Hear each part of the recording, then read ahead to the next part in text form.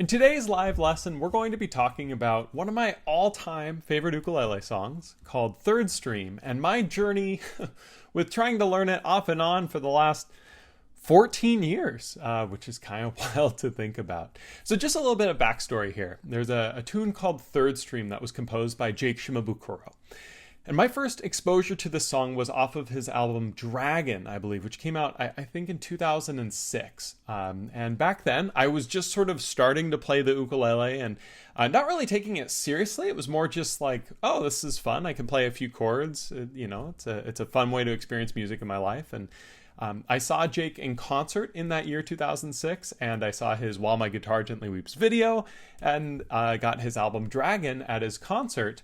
And I still remember that was the moment where I was like, hey, I'm going to play this thing. I'm going to play the ukulele. I'm going to really dive into this. I had actually just had some knee surgeries in high school at the time, and it was a really fortunate thing for me to discover Jake and his music during this time, just because I was kind of unable to do some of the other things that I loved at that time in my life.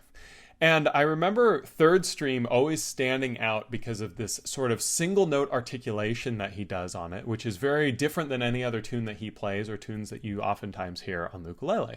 And if you're not familiar with the song, if you've never heard it before, it's not a bad idea to pause the video right now, check out the link down below to watch Jake play it, and be in complete awe. And if you're watching this live, I'll be, playing a little bit of it and playing some of it for you in different ways so that you can get an idea of what it sounds like. But this song is special, and it just elevates, again, playing to a whole nother level.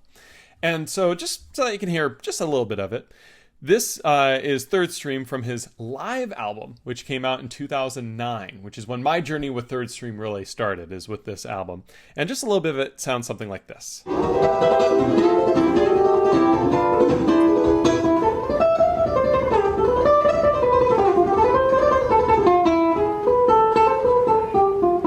You hear the articulation that he's playing with that? It's outstanding. When he plays a song like While My Guitar Gently Weeps, there's a lot of picking that's more finger style, using multiple fingers together, and strumming. And in 2009, when that album came out, I really was all in on ukulele, and I was learning songs, kind of left and right of his to really build up my foundation of techniques and ability to play. I learned songs like Me and Shirley T and While My Guitar Gently Weeps and Blue Roses Falling, and a lot of different arrangements he did, such as like In My Life and Going to California and Thriller. All these different songs I kind of find tabs for and watch Jake online and learn. And truthfully, all of these different songs are very similar to one another. They use very similar techniques and styles, so as you learn one, you start to learn all of them, and they all kind of cohesively work together to make you a better player. And then I started Third Stream. I still remember, started it, it was in 2009, I think June of 2009, and I found a tab online, and I looked at it, it looked pretty easy, because it was just, single notes on strings going through. So all that I figured is, I just got to practice it slow and build it up fast. And early on, I was told about the technique that you need to use for this. I think it was both Dominator and Aldrine were mentioning it in the Ukulele Underground forums, is where I learned. And what that looks like is something like this. To play this song, he's using his thumb and his middle fingers, and just starting here on the A string kind of show it, he's using this technique that's called alternate picking. You're going to take your thumb and place it here on the A string, right about where the fretboard and the sound hole meet or so. Right at the base of the sound hole is a good place. About a 45-degree angle, then you're going to take your middle finger and you're going to put it down here, perpendicular to the string, like that. Kind of like makes an X with your fingers, and that is the technique. He plays down with the thumb, and then up with the middle. And you just very gradually increase the speed, getting comfortable to get that single note articulation. All right. So that's the technique that's played. I found a tab, and I'd look at the tab and be like, oh, okay, it goes 0, 5, 7, 8, and then 5, 7, 7, 8, 7, 5, 8, 5, 8, 7, 5. Okay, these are notes I can play, right? So I dove in and started to try to learn the song, and I did something wrong. With this alternate picking, you're supposed to alternate the fingers, right? But you have to make sure you set up the right finger at the right time for when you jump strings. And what I would do is I would alternate every single time right off the get-go. And that leads to a problem. Because if I alternate every time, I play 0 on the E here with my thumb, and then I'm going to use the middle on 5 of the E, and then 7 with the thumb, and then the middle on 8. okay? Now, when I go to the next note, it's the 5 on the A, which means my thumb is going. This is a problem, and you don't really have to follow along playing this to understand what the problem is I'm going to have. I'm going to super zoom in here. I would play alternate picking. You see how I'm playing the E string here with the middle? Now I need the A string, but you see how my hand is up here, which means my thumb has to go all the way down. It would have been much better if I played my thumb here on the E string for the last one, followed by middle finger here on the A string. Again, the actual semantics of what I'm doing are not very important. It's more just acknowledging and knowing that, hey, I'm doing this wrong. I'm actually adding this extra movement that has to happen with the hand, which would cause a hiccup in my playing as I'm trying to work it out. And I didn't really realize this early on. I was just trying to play it and always kind of running into the same problem where it would slow down at that little part where I'd have to cross. And my mindset was, hey, I just need to play it faster, practice faster, go faster. You'll get it. And that's not true. And that's the moral of today's video, is when you're trying to learn something that's way outside your skill level, it's really important to not have the mindset of practice makes perfect, because it doesn't. Practice does not make perfect. Perfect practice makes perfect. And there's a really, really important nugget there of if you practice something incorrectly and try to speed it up, you will run into problems that will inevitably prohibit you from playing that thing at the level that you want to play it at. And that happened for me with this tune. While other Jake songs played more intuitively, it worked a little bit better because the techniques would transition to one another. This song kind of stood alone. And I worked on it really, really, really hard in 2009. I spent many, many hours trying to do this, and I just couldn't get it right because I was a little bit off and didn't quite realize what I was doing off. So I shelved the tune, and every few months or even a couple of years, I would go back to it and be like, oh, this is the time. I'm going to learn third stream. I'm going to finally do it. And alas, I could not. I could not do it because I learned it a little bit incorrectly. So that was 2009. Jake released that live album, decided I want to learn it when I saw a tab for it. Fast forward to now, 2023. I've been teaching the ukulele now for over a decade. This song is still no go, right? I realized probably 5 or 6 years ago, the reason I never learned it right is because I had the fingers backwards. And at that time I was like, oh man, that kind of sucks because I'm not going to be able to just undo all of that stuff I've done, right? I've practiced it so much that it's gonna be tough to do. And I had a student just recently say, hey, I want to play third stream. And I was like, let's do it. This is it. This is the time. No more excuses. I'm going to learn third stream. So this takes us to just a couple weeks ago. I opened back up my tab. I realized, okay, I need to get the fingers right. And what I started doing was I started practicing, bringing the camera way down to my hand again. I started practicing where now this thumb is going to play twice to start, to set up that middle finger on the A string. This took forever. This took hours for me to just get comfortable using the right finger at the right time because of all the time I'd spent practicing it incorrectly. But that's okay, because in that practice, I started to find consistency. And guess what? I found that consistency by playing it very, very, very slow. Just sitting here and trying to get each note clear, ringing. And again and again and again, I would just practice the right finger motion as I go through. Now, when I was doing this, I was thinking, okay, well, once I have this committed to muscle memory, I should be able to jump up the speed and just try to push the envelope to the fastest I can do every time, right? Well, I did that, and I immediately fell back into my old habits, and it was very frustrating because it was like, well, wait a minute, I was just spent hours practicing this, and now I'm just slipping right back. Yep, I was, because I was trying to go back to what was familiar. I was trying to go fast, and that's the trick. I shouldn't go fast. I should progressively speed up, and that's where the tool that everybody knows and loves comes into play, the metronome. I, of course, am being sarcastic. I don't like metronomes, but they're an immensely beneficial thing to practice with. And what's cool is on metronomes, you type in metronome on Google, and it pops up a metronome right there. And what I did is I was like, okay, I'm going to play this slow. I'm going to set it to 75 beats per minute, which sounds like this. And I'm going to sit and I'm going to practice these motions until I can get it comfortable. In fact, 75 is not even what I started at. I started about 70 or just before. But what I did is I sat here and I would sit playing.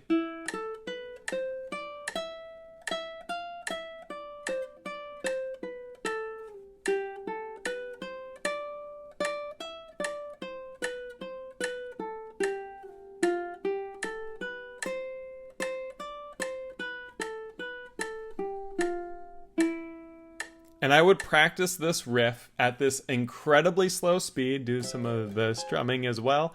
And I would just keep that speed going. And as I did it, I started to feel some sort of clarity within my movements where it was like, this is locking in. This is feeling really good. So of course, what did I do? Did the same thing I do every single time. I was like, oh, let's try it fast now. I can do it consistently with metronome. Same problem. Fell right back into the old habits. It took me like 30 minutes to undo like 45 seconds of trying to go fast because all of that muscle memory I was wiring was coming undone and I was going back to what was familiar before. So at that moment, I decided I'm going to play it only at the speed of the metronome for that day, and I'm going to practice it consistently to try to work it up to eventually get to the full speed. Now, the full speed is like between 144 and 148 beats per minute or so. It's fast. It's very fast. I was just playing at 75, which means I was about half speed. That's crazy, right? That's so fast. But that was the goal. That was the goal I was setting for myself. So last week on Instagram, I started posting my progress videos. I started with this 75 beats per minute, and I thought to myself, I'm going to post daily videos of me practicing this. I'm going to increase the speed or work on something with it every day and record it and hold myself accountable by using these platforms. And it was great. I did that. I did 75 beats per minute. Then I did 80 beats per minute. Then I did 85 beats per minute. Then I did 90 beats per minute. I think I did 95 beats per minute, or I did 70 to 75, whatever it was. But I was doing it every single day. And last Friday I did it. And if you want to see these videos, check out my Instagram. It'll be linked down below. You can see my updates on learning third stream with a metronome. But, putting it at about 90 beats per minute is about this fast here. And it's starting to sound a little bit more like the song now at this speed than it was before. Just to kind of demo it, sounds something like...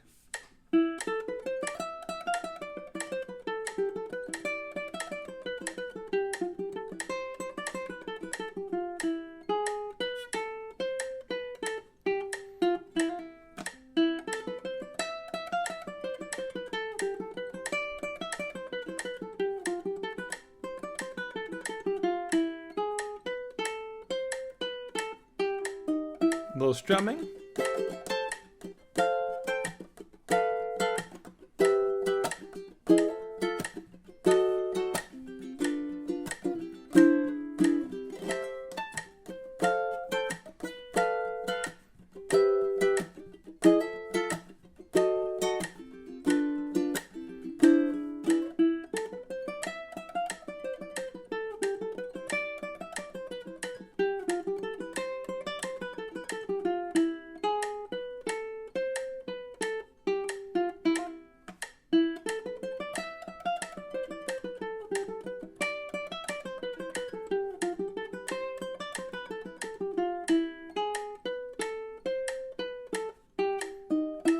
Sounds something like that, right? That wasn't the best I've ever played it. Honestly, I get nervous on camera to this day. Never goes away. Performing anxiety is a very real thing. But that was, pretty good showcase of, how working up the speed is getting it better. And I can play it a little bit cleaner than that. I'm not using that as sort of an excuse, but rather I don't really want to speed up the time until it's pretty clean and consistent. And so I was feeling pretty good playing about that 90 to 95 beats. And that's when I talked to Drew over at Rock Class 101 about this being our live lesson today. I was really excited and excited to work on it over the weekend. And then another thing happened. As things do, I started developing some hand pain. The interior of my left hand, right kind of in between these two fingers, it was hurting, it was barking, and I was trying to figure out why. I was realizing as I was working up this speed, it was working all sorts of muscles I never really have in the left hand in terms of the speed of stretching with this. And again, it felt like I was sort of getting some bruising or discomfort in here. So I made my video on Friday, which you can see my son makes a little special appearance in. We were practicing ukulele together. And then Saturday and Sunday, I was sort of bummed because I was looking forward to playing this, but I took a break. I, used some rice, rest, ice, whatever else the other things in rice are. I'm just trying to take a break and get that stuff comfortable before resuming it again. And so I took Saturday and Sunday off. Really wanted to play this, but I knew that if I wanted to play this song long term and I wanted to get this up to speed, I needed to listen to my body and make sure I was working on it in a way that was sustainable. So I took 2 days off. And I really wanted to bring this up today, the taking 2 days off, because if you're learning the ukulele as an adult, odds are good you're going to be working out muscles that you just don't work out normally, because playing the ukulele is unlike other things that we do in our daily lives. And you might just develop some discomfort, maybe in the forearm or the fingers or the hand. And it's important to take breaks and know that it's not forever, and think about playing. And when you come back to it, listen to your body. And if it's barking at you, take a break. It's okay to do. So yesterday I played a bit. It was still just a little tender, so I practiced just a bit. And this morning I was hitting it a bit harder, and it's feeling pretty good. I think that it's not going to be sustainable for me to increase the speed 5 beats per minute every day. And that's okay, because I'm still making that progress as I'm working on this song. And I'm still progressing with my playing in terms of this ability and keeping the consistency there. My goal now is to increase it, about 5 beats per minute every other day or so, and try to continue with this until I eventually work it up to speed. Again, almost 150 beats per minute is full speed. And man, is it going to be awesome when I can sit here and play my favorite song. But the only way I'm going to be able to do that is through that careful, considerate practice. Perfect practice makes perfect. Practice doesn't make perfect. Perfect practice makes perfect. So for the first time in my life, really, with a song, I am taking it in the most regimented way possible. I'm not jumping ahead in speed. I'm not pushing myself to try something outside of what that zone of the metronome is presenting. I'm working on good, clean tone and speeding it up very, gradually. Normally, I like jumping into things, jumping off the deep end and trying to immerse myself in the song and see what happens. And with this one, I needed a little bit different of approach and a little bit more routine and structure to it. And you might find that some things that you learn, you're going to need more routine and structure too. And I hope that me talking about this tune and how I'm learning it could be beneficial for you on your ukulele journey based on, songs that you might have found challenging in the past. And know that it's never too late to tackle that song. I'm looking at Third Stream 14 years later, and when I first started playing it, I was no better than I was before. But right now, at this moment, I can play it better than I ever have in the past, just because of this, week of practice very considerately and carefully with the metronome. So if you have any questions right now, feel free to leave them in the chat. I'll be answering any questions that people have, as well as checking out the forums over at Rock Class 101, where every month when we do these live streams, there's a forum post made where your questions can be asked and answered. If you're watching this as a recording, you can check that out for next month's lesson, or leave a comment down below in the chat. We'll try to get to that as well. But looks like on the forums, Gigi said it would be cool to have a month challenge of all Jake songs. I agree, that would be pretty cool. Be pretty limiting too, because Jake songs they're pretty difficult, but they are, in my opinion, the best way to learn the ukulele in terms of the variety of different techniques is, learn the players that play the best, learn from them, and Jake is certainly my favorite player to both listen to and try to play with. The Bumblebard says, Gigi, that would be really cool. I'm not sure if I'd survive that challenge, though, unless the period of time for it were 5 years minimum. I think that's a good call. I might need 5 years to get Third Stream up to speed. We'll see. And then Bumblebard also says, it's always cool to see behind the scenes of how great musicians learn songs and create songs. To me, that's maybe even more interesting than the final performance. It's like if a magician let you have a glimpse into his magical hat, but the inside of the hat is a tiny virtuosic man practicing ukulele. Very clever comment. And it's funny because, as I mentioned a moment ago, I still get performance anxiety, right? And so if somebody said, hey, I need you to perform Third Stream, right? I have no interest in doing that whatsoever. But if somebody said, hey, I want you to document your journey of learning Third Stream, I'm all for that, because it's showing other people the struggles that we have as we build up to our performance level of a tune.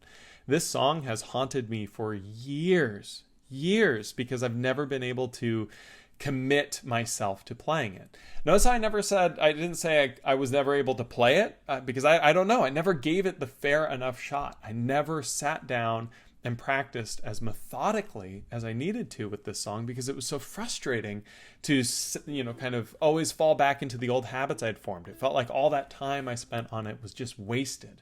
And it's not. It's all part of the journey, and everyone's journey is different. So yeah, kind of crazy. It looks like in the chat, Vicky from Bozeman, Montana says, hi, hello, thank you so much for coming. I'm going to see if there's any other live chat stuff here. If you have any questions watching this, feel free to leave it in the chat. Let me go ahead and check here real quick with this tune. Ron says, hi. Hey, Ron, thanks for coming out. I think that is awesome. Well, as I mentioned before, Camper Star says, hello from Tokyo. Greetings. That's awesome. I hope to go out there in the next couple of years. It's live lessons are crazy, right? People all over the world. But let's go ahead and see about doing this a little bit faster now. Let me try to struggle a bit on camera with this. So I'm setting the metronome right now. So 75, 80, 85, 90, 90. Did I do 95? I don't think I did. I'm going to set it to 95. We had the couple days off too. And I'm going to sit here and I'm going to kind of show you guys how I'm going to approach playing this. One of the things with metronome practice is a lot of times you have to do this thing called subdivision. And what subdivision is if we listen to this metronome, we can count it 1, 2, 3, 4. 1, 2, 3, 4. Subdivision would be if we start doing things like eighth notes, which would be 1 and 2 and 3 and 4 and 1 and 2 and 3 and 4. And notice how I'm counting twice as fast as the metronome is playing, right? 1 and 2 and 3 and 4 and. Those ands occur between the clicks. With third stream, it's even the next level yet. It's 16th notes. So what that is 1 E and a 2 E and a 3 E and a 4 E and a 1 E and a 2 E and a 3 E and a 4 E and a, which is the speed that I unfortunately have to play this song at. So if I put this on at this speed, you'll notice my leg is moving. I'm tapping my foot.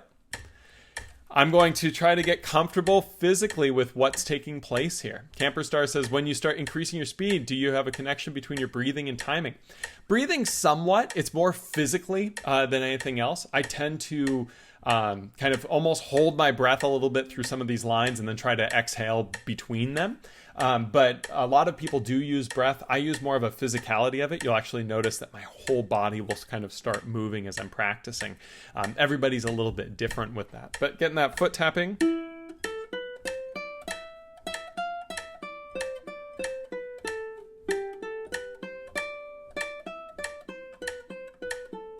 Now, that right there is 1, 1, and 2, and 1, 1, and 2. That's half the speed we need to be playing at. And this is what makes this song so tricky.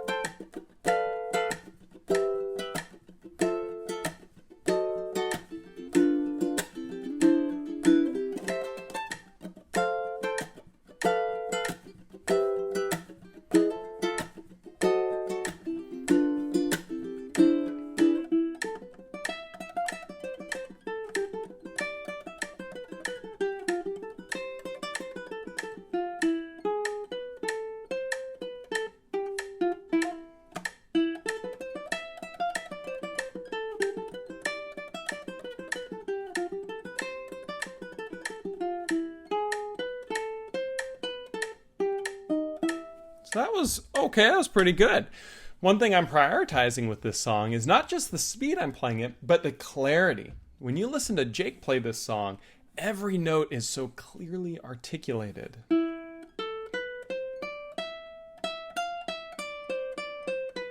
If it sounds like this, that's not so good. I don't want that. I want the perfect articulation. So what that means is sometimes when I'm practicing with the metronome, when it's a little bit too fast, I might slow it back down to something much slower and then prioritize trying to get that articulation. You'll notice with metronome practice, I'm not the best at this. Metronome practice is really difficult. For me, it takes a little while for me to kind of lock into the metronome. It's hard. Timing and rhythm and all these things is difficult. The more you do it, the better you get with it. Metronome practice with this song is very, very difficult for me. And if you listen to me playing with it, it's not perfect at first, especially, I was playing at the 95 beats per minute. You heard me kind of play at half the fastest show. And then when I tried to do full speed, I was lagging behind a little bit. I was falling behind the beat just a hair.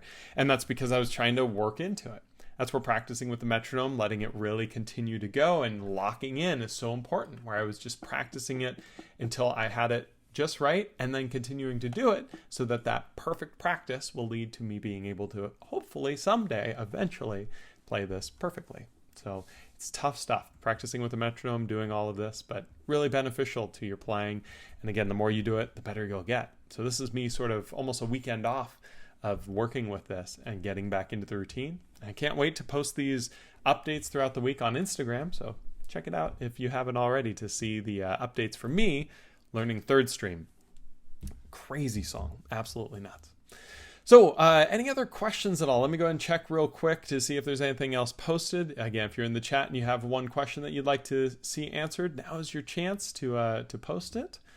And then otherwise, we'll be off on our way. It's pretty wild that we're already in June here. It's blowing my mind how fast time is going. All right, I don't see any other comments there. Any comments over here? Don't see any new ones.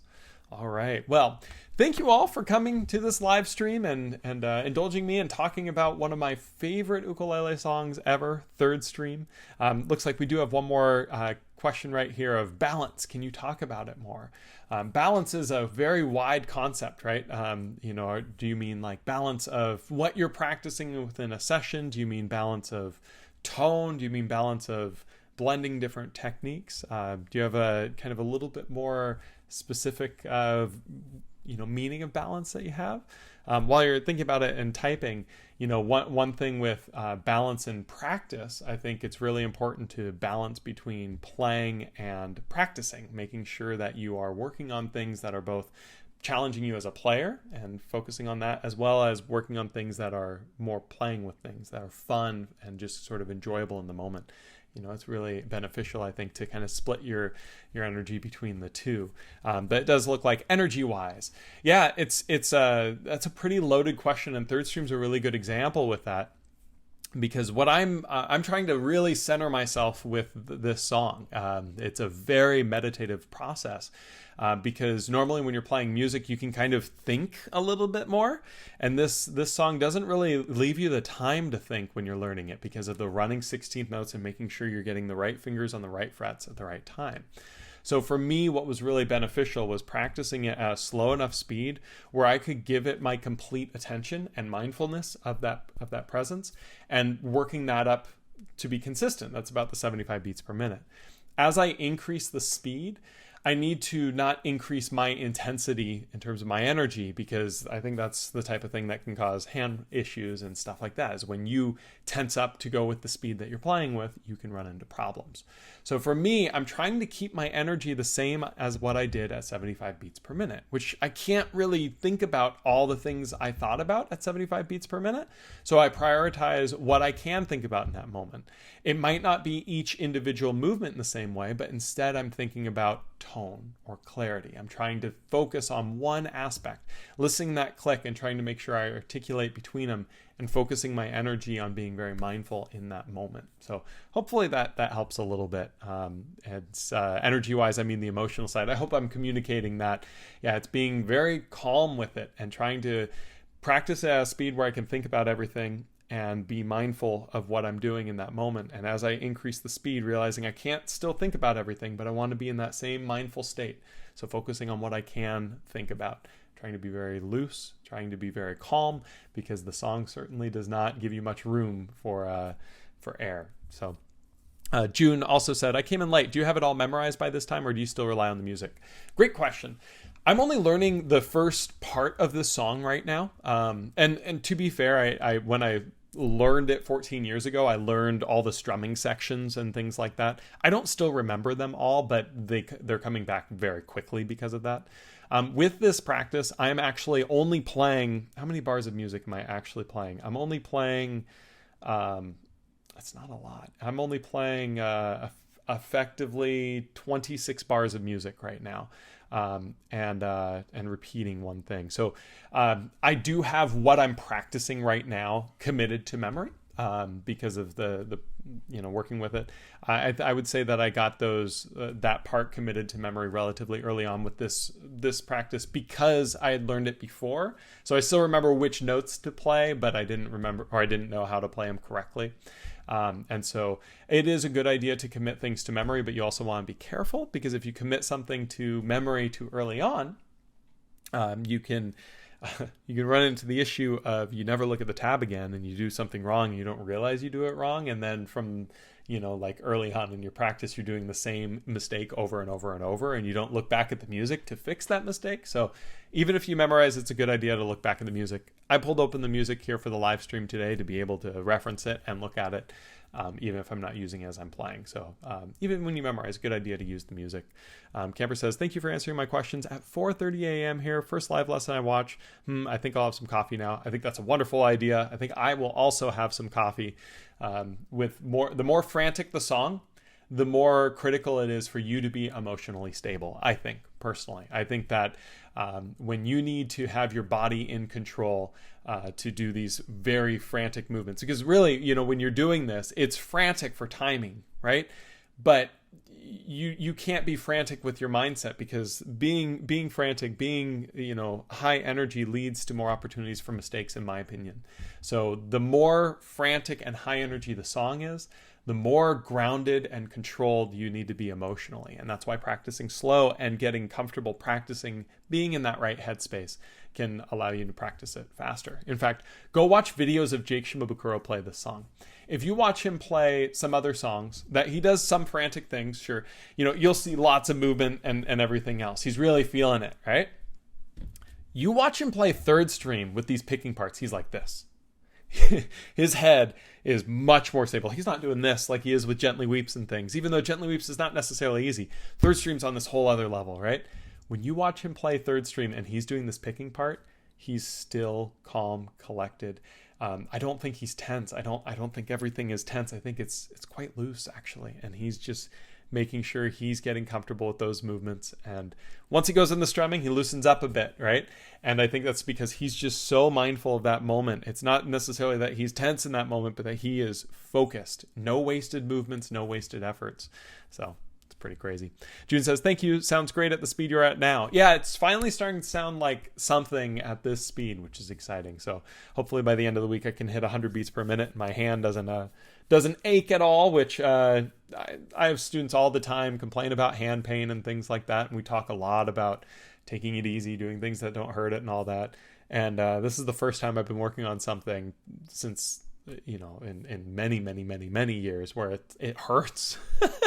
And it's like, oh, okay, yeah, this getting older thing beats the alternative. But man, I don't think my hand would have hurt like this 14 years ago when I was learning it, if I learned it the right way. But anyways, well, thank you all for coming. I so appreciate each and every one of you for checking out this live stream. If you're watching this as a recording, feel free to leave your comments down below. I'll look forward to seeing you all for the next live stream here on Rock Class 101.